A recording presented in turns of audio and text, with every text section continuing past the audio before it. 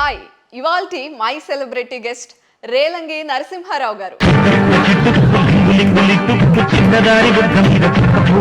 Movies లోకి రావడానికి inspiration ఎవరు? ఇన్స్పిరేషన్ అంటే ఎంబీబీఎస్ సీట్ రాకపోవడం. ఓ, ఏదైనా సినిమా చూసి వారేవా అనిపించిందా ఇప్పుడు వచ్చిన మూవీస్ లో? చాలా ఉన్నాయి కానీ మరి ఒకటని నేను చెప్పలేను. నేను రెండు చెప్పండి సార్. నేనే ప్రభారత గారే నేను.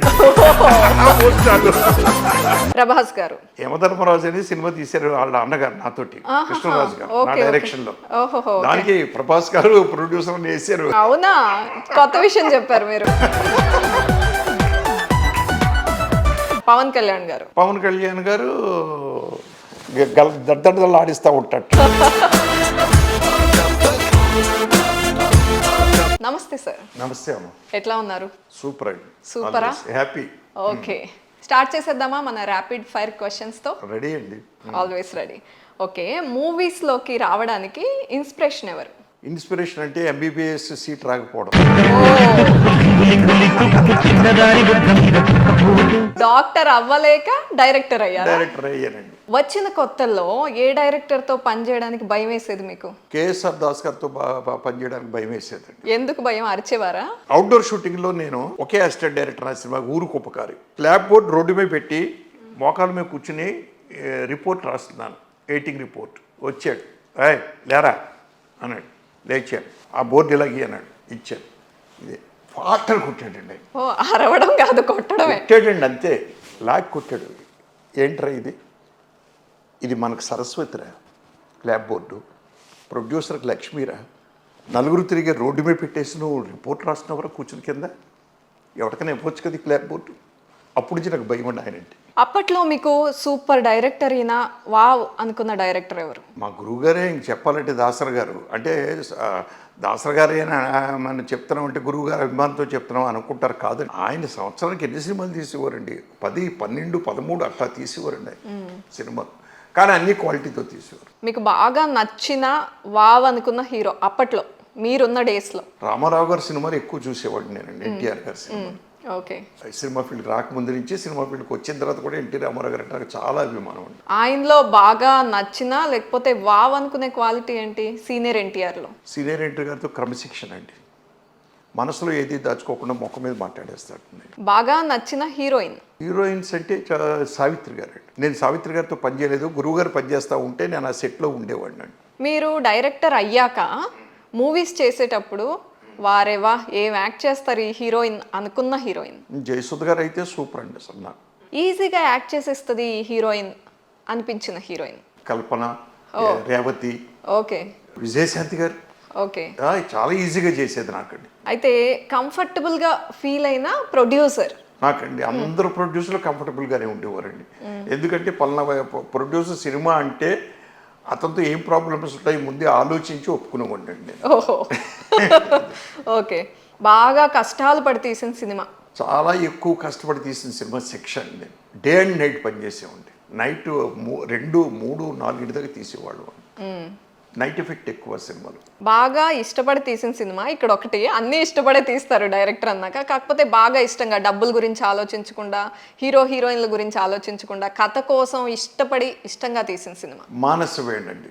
ఎందుకంటే రేవతితో అప్పటికి చాలా సినిమాలు కామెడీ సినిమాలు తీసుకున్నాను కాబట్టి అది ఒక డిఫరెంట్ ఫిలిం కాబట్టి కష్టపడి తీశారు. మీరే ఇంట్రడ్యూస్ చేసినట్టున్నారు తెలుగులో ఆవిడ్ని. తెలుగులో మా పిక్చరే ఫస్ట్ పిక్చర్ తెలుగులో. అయితే అనుకోకుండా, అంటే అనుకున్న దానికన్నా ఎక్కువ హిట్ అయిన సినిమా ఏంటి? ఎదురింటి మొగుడు పక్కింటి పెళ్ళామండి. ఓకే, ఎక్స్పెక్ట్ చేయనంత హిట్ అయింది అది? ఎక్స్పెక్ట్ చేయనంత హిట్ అయింది. బాగా హిట్ అవుతుంది ఈ సినిమా అనుకుని కొంచెం నిరాశపరిచిన సినిమా శిక్ష అండి. బాగా హోప్స్ పెట్టుకున్నారు? బాగా హోప్స్ పెట్టుకున్నాం. అయ్యో ఈ హీరోని డైరెక్ట్ చేయలేకపోయానే అని అనుకున్న హీరోలు రామారావు గారితో చేయలేకపోయానండి నేనండి. కృష్ణ గారితో చేయలేకపోయాను. అంటే ట్రై చేశారా మీరు? చేద్దాము అని? నేను ఎప్పుడు ఏ పిక్చర్ ట్రై చేయనండి, ఏ హీరోని ట్రై చేయను. నా దగ్గరకు వచ్చిన సినిమాను ఒప్పుకుంటాను, నాకు ఇచ్చినటువంటి హీరోని ఒప్పుకుంటాను నేను, ప్రొడ్యూసర్, అంతే. అంటే ఇది చాలా ఆశ్చర్యంగా ఉంది. రాజేంద్ర ప్రసాద్ గారితో, చంద్రమోహన్ గారితో, వీళ్ళిద్దరితోనే ఎక్కువ సినిమాలు ఉన్నాయి మీకు. అంటే 30+ రాజేంద్ర ప్రసాద్ గారితో, 20+ చంద్రమోహన్ గారితో. అలాంటప్పుడు మీరే సెలెక్ట్ చేసుకున్నారనే ఫీలింగ్ లోనే ఉంటాం ఆడియన్స్ గా. ఇవి కూడా లేదండి, ప్రొడ్యూసర్, డిమాండ్ అండ్ సప్లై అండి. అరే ఈ సినిమా నేను డైరెక్ట్ చేయాల్సిందే, మిస్ అయిపోయింది అనుకున్న సినిమా ఏదైనా ఉందా? కృష్ణ గారి సినిమా అండి ఒకటి. ఏ సినిమా ఆ టైటిల్? సినిమా పేరు గుర్తులేదు కానండి, సినిమా ఒకటి అలాగ మిస్ అయిపోయిందండి నేను బిజీగా ఉండడం వల్ల. ఇప్పుడు ఏ డైరెక్టర్ మూవీని చూసి మీరు వావ్ అనుకున్నారు ఇప్పుడున్న డైరెక్టర్స్లో? రాజమౌళి గారు గ్రేట్ అండి, because is a creative director అండి. ఏదైనా సినిమా చూసి వారేవా అనిపించిందా ఇప్పుడు వచ్చిన మూవీస్లో? ఉన్నాయండి, చాలా ఉన్నాయి, కానీ మరి ఒకటని నేను చెప్పలేను నేను. రెండు చెప్పండి సార్.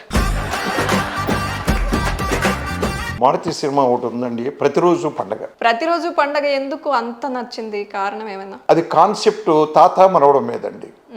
మా గురువు గారు సూపర్ హిట్ సినిమా దాసనారాయణ గారు తాత మనవడ కాన్సెప్ట్, అందుకు బాగా నచ్చింది నాకండి. ఓకే. నవే డేస్ ప్రజెంట్ డేస్ తాతలనేది తండ్రుల్ని తల్లుల్ని పట్టించుకోవట్లేదు కాబట్టి ఆ సినిమా నాకు బాగా నచ్చింది. ఇప్పుడున్న హీరోస్లో మీ స్టైల్, మీ జానరాలో వీళ్ళైతే బాగుంటారు అనుకున్న హీరో? ఇంకెవరు, అల్లరి నరేష్.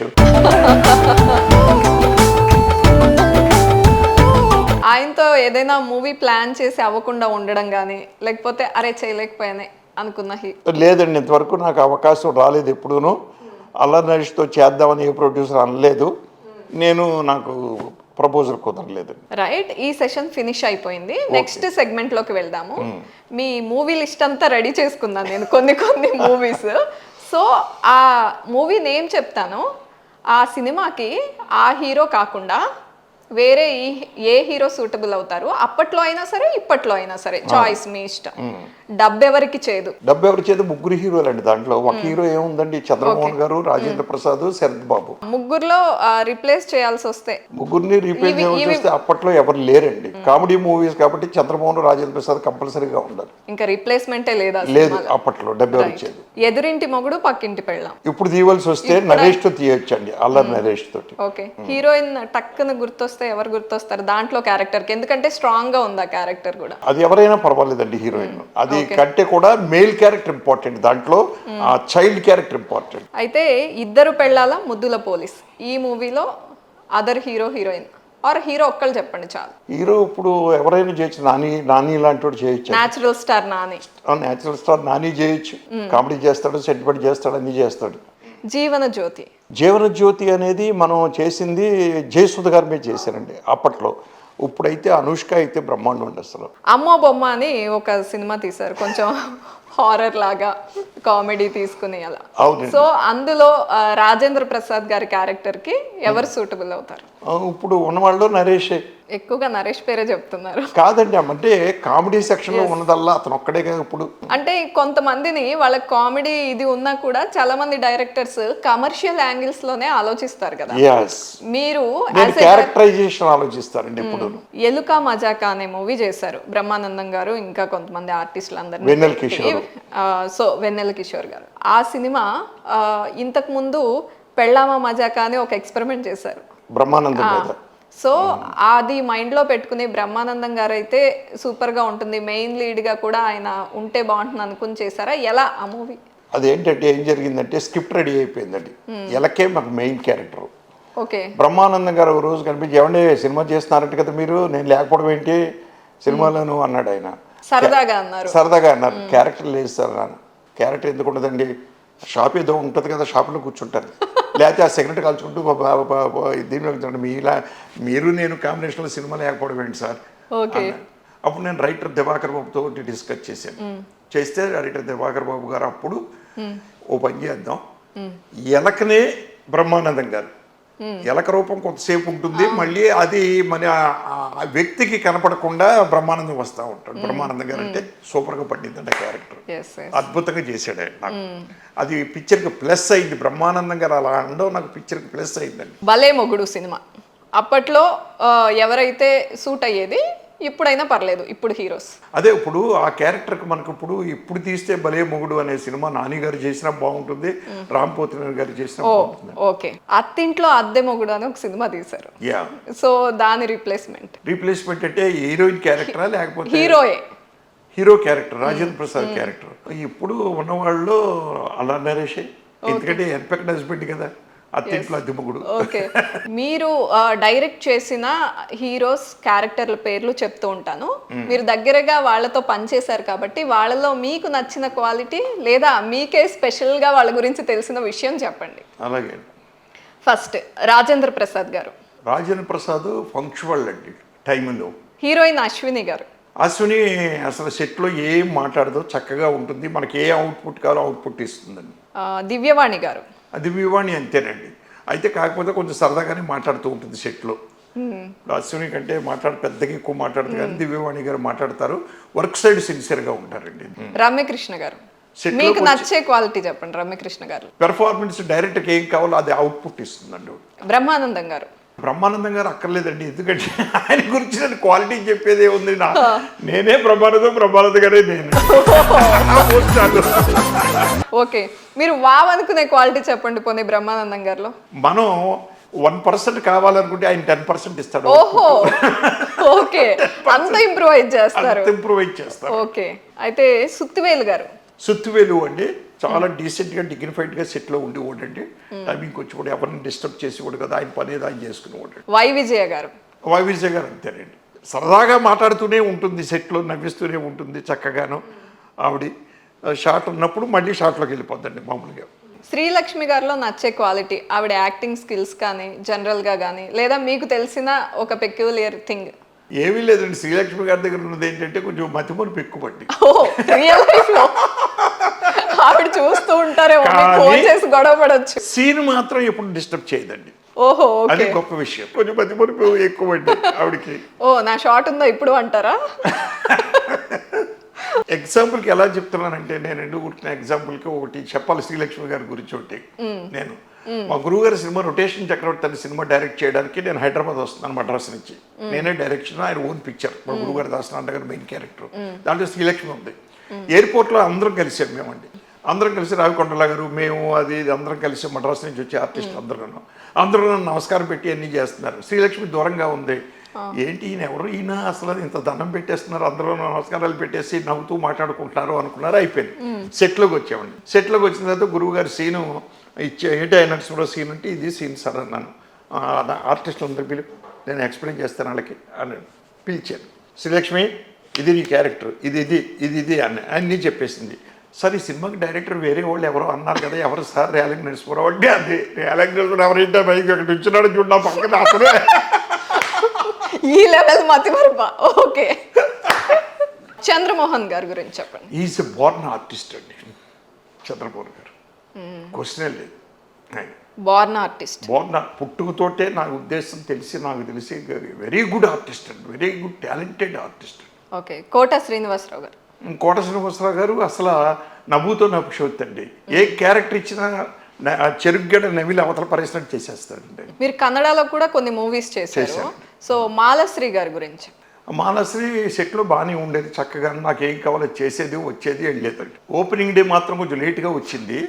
వస్తే మన రాజ్ కుమార్ గారు వైఫ్ పార్వతమ్మ గారు ఆ రోజు వచ్చారు ఓపెనింగ్కి.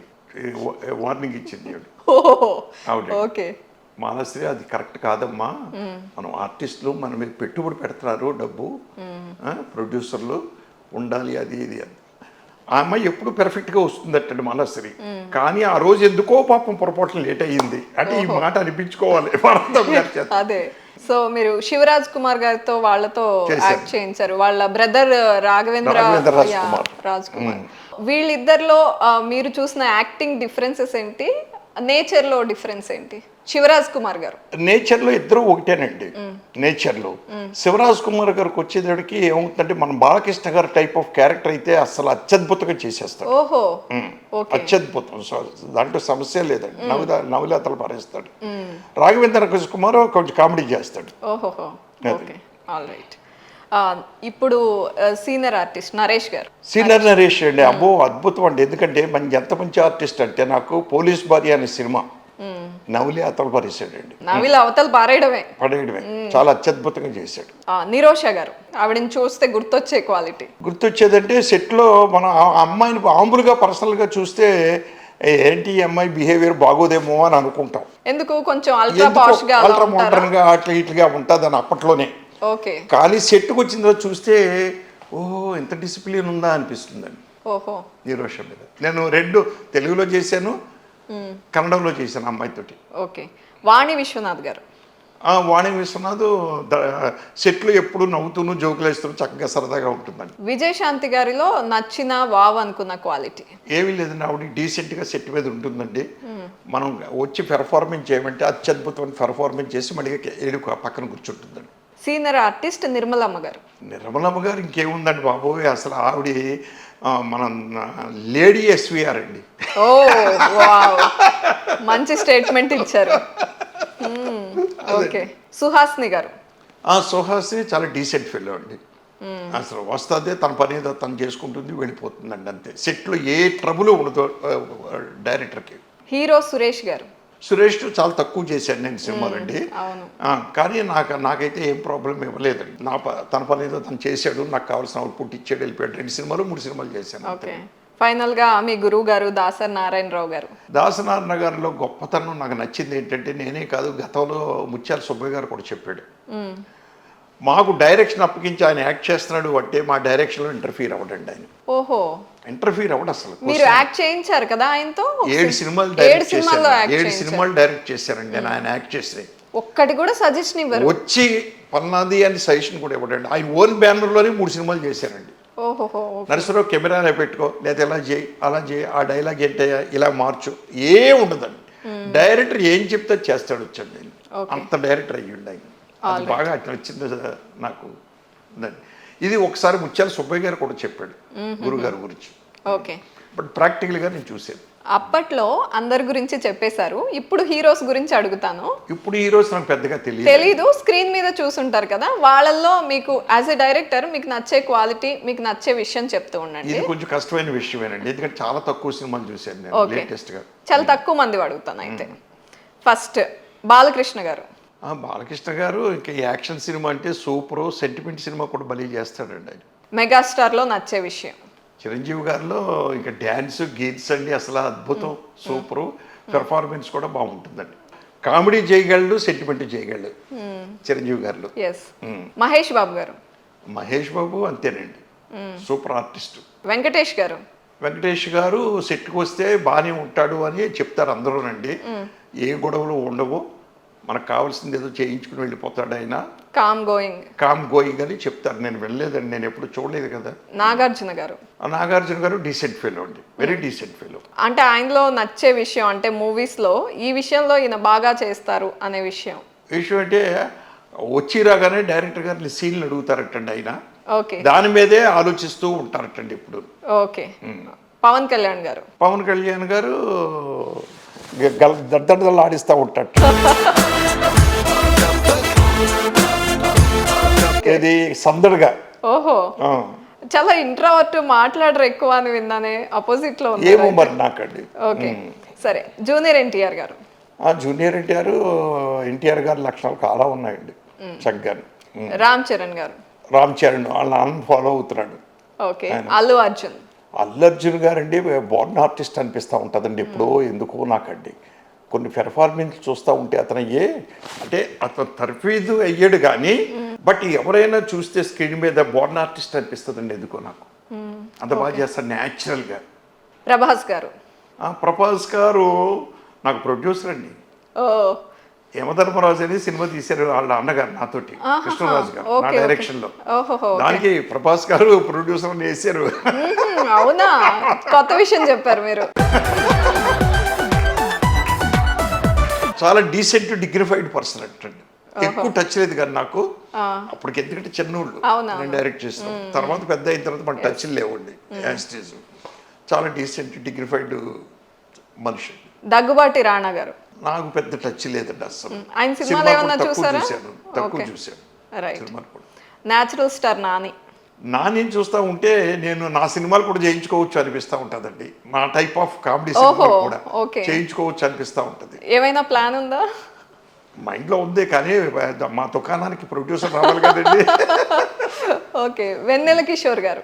వెన్నెల కిషోర్ అండి, మర్చిపోయాను, అది ఇంపార్టెంట్గా చెప్పాలి. నేను ఎలుక మధ్యగా చేశాను కదా. అవును, అందుకే అతనండి అంటే ఎంత డీసెంట్గా ఉంటాడంటే, వచ్చేవాడు నాకేం కావాలని అడిగేవాడు, షార్ట్స్ అవన్నీ పక్కనకి వెళ్ళి కూర్చుని ఓడు, మళ్ళీ సీన్ అని ఇవ్వడు, ఓకేనా డైరెక్టర్ గారు అనేవారు, ఇవన్నీ చేసేవాడు.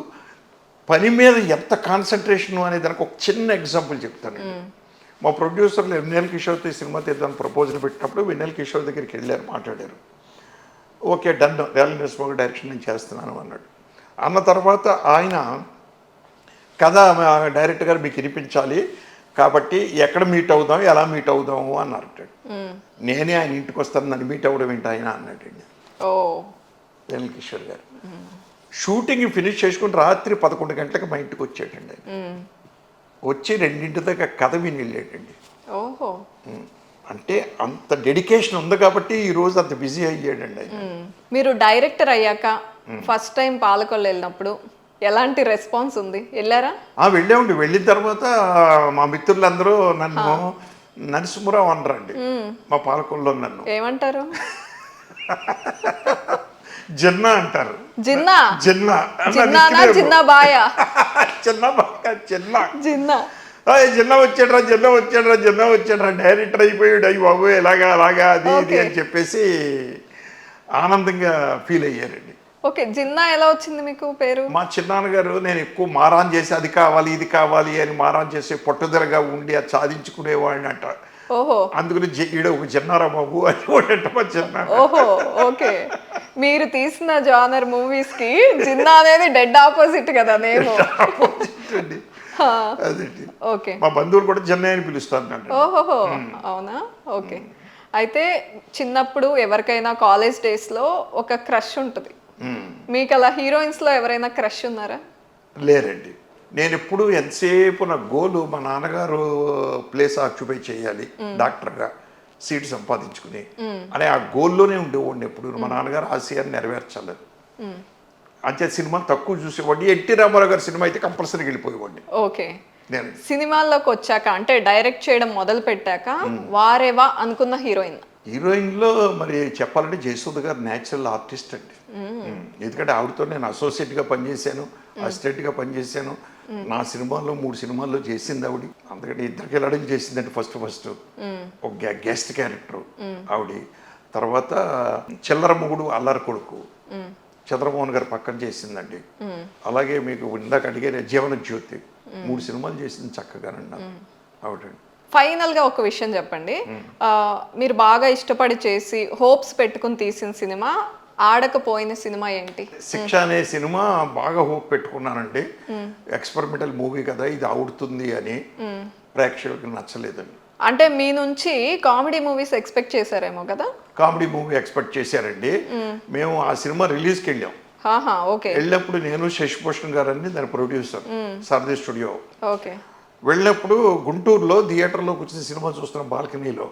థర్డ్ రోలో ఒకడు 3వ రీల్ అయిన తర్వాత నెత్తిమే చేతులు పెట్టుకుని అమ్మో ఏంట్రా రేలంగి నరసింహరావు దొబ్బేస్తున్నాడు, వాడు కామెడీ అనుకుని వచ్చాం మేము, సీరియస్ సినిమా తీసేటంత సీరియస్ సినిమా తట్టుకోలేకపోతున్నాం అన్నారండి. అంటే ఒక ఆడియన్ ప్రిపరేషన్తో థియేటర్కి వస్తారండి. ఒక డైరెక్టర్ మీద కానీ, ఒక ప్రొడ్యూసర్ మీద కానీ, ఒక హీరో మీద కానీ. అదే ఒక స్టార్ హీరో అనుకోండి, నా పేరు కౌంట్ కాదు. స్టార్ ఇప్పుడు సపోజ్ ఓ శోభన్ బాబు గారు సినిమా చేశాను నేను, సంసారం. శోభన్ బాబు గారిని ఊహించుకుని సినిమాకి వస్తారు తప్పించి అక్కడ రేలంగి నరసింహరావు ఊహించుకుని రారండి. నాగేశ్వర గారితో చేశాను దాగుడు మూతల దాంపత్యం. నాగేశ్వర గారిని ఊహించుకుని వస్తారు కానీ నన్ను ఊహించింది కాదండి.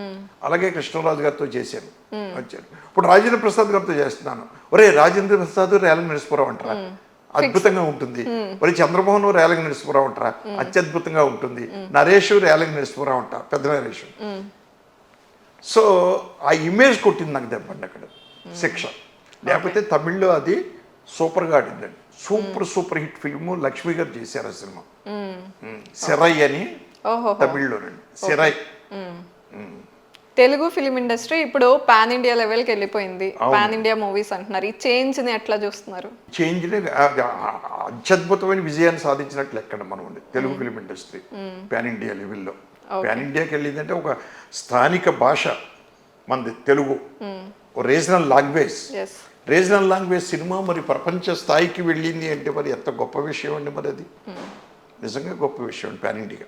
మీరు ఇంతవరకు ఇంటర్వ్యూస్ ఇచ్చుంటారు, చాలా ఇచ్చుంటారు, కానీ ఇలాంటి ర్యాపిడ్ ఫైర్ క్వశ్చన్స్ తో ఇంటర్వ్యూ ఇచ్చారు? ఇదే ఫస్ట్ టైం అండి. ఎలా ఉంది, నచ్చిందా మీకు? బ్రహ్మాండంగా ఉందండి, సూపర్గా ఉంది. Thank you so much for Alright, your thank time you. అండి.